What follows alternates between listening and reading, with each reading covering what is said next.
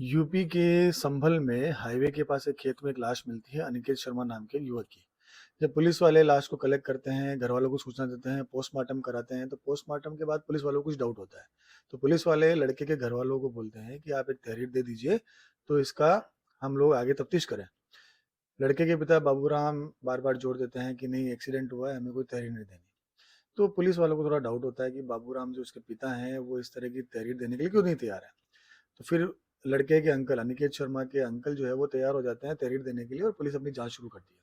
और जब पुलिस जांच शुरू करती है और जो शॉकिंग फैक्ट सामने आते हैं वो बड़े ही चौंकाने वाले हैं। दरअसल होता ये है कि बाबूराम खुद जेल से बाहर आया था, पैसे की तंगी थी, और उसका बेटा अनिकेत शर्मा जो है वो अल्कोहलिक था, शराबी था। बाबूराम ने 2 शादियाँ की थी, पहली पत्नी का बेटा था अनिकेत शर्मा, और दूसरी एक और उसने शादी कर रखी थी। अनिकेत शर्मा अल्कोहलिक भी था और वो बाबूराम की दूसरी पत्नी से बातें भी किया करता था। तो इस चीज से बाबूराम परेशान था, और इस चीज का फायदा उठाता है एक वकील, आदेश कुमार। जब बाबूराम जेल से बाहर आता है तो आदेश कुमार उसको एक प्लान बताता है कि तुम्हारी अगर पैसे की तंगी दूर करनी है और अपने इस शराबी बेटे से मुक्ति चाहिए, तो मैं कहूँ वैसा करो। बाबूराम को आदेश कुमार 25 लाख रुपए देने का लालच देता है कि अगर तुम मेरे प्लान में शामिल होते हो तो मुझे 25 लाख तो मैं तुम्हें दूंगा। अब प्लान क्या था? अब प्लान ये था कि आदेश कुमार अनिकेत शर्मा का एक खाता खुलाता है एचडीएफसी बैंक में, और उसके आधार कार्ड के बेस पे एटीएम वगैरह निकाल के अपने पास रख लेता है।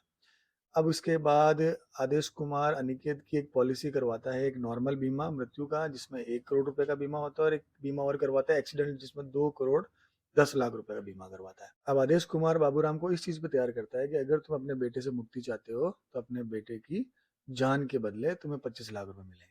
अब इसके बाद आदेश कुमार 3 हिटमैन मतलब सुपारी किलर्स को हायर करता है, और वो तीनों मेवाती थे। उन 3 हिटमैन को जिम्मेदारी सौंपी जाती है अनिकेत अनिकेत शर्मा की हत्या करने के लिए। अब बाबूराम अनिकेत शर्मा को शराब पिलाता है, शराब पिलाकर उन तीनों कातिलों के हवाले कर देता है, और वो तीनों उसके सिर को रोड से मार मार कर कुचल देते हैं और उसकी लाश को हाईवे के पास फेंक देते हैं।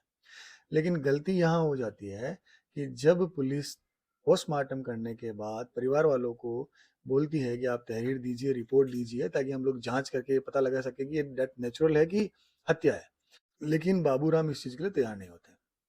यहाँ से पुलिस वालों को बाबूराम के ऊपर डाउट होता है, और उसके बाद सारा ये प्लान सामने आता है जिसमें कैसे आदेश कुमार पैसे कमाने के लालच में बाबूराम को झांसे में लेता है, 25 लाख रुपए का लालच देता है, और उसके खुद के बेटे की जान देने के लिए मजबूर कर देता है। अब कैसे एक बाप ने 25 लाख रुपए के लिए अपने बेटे की जान का सौदा कर दिया।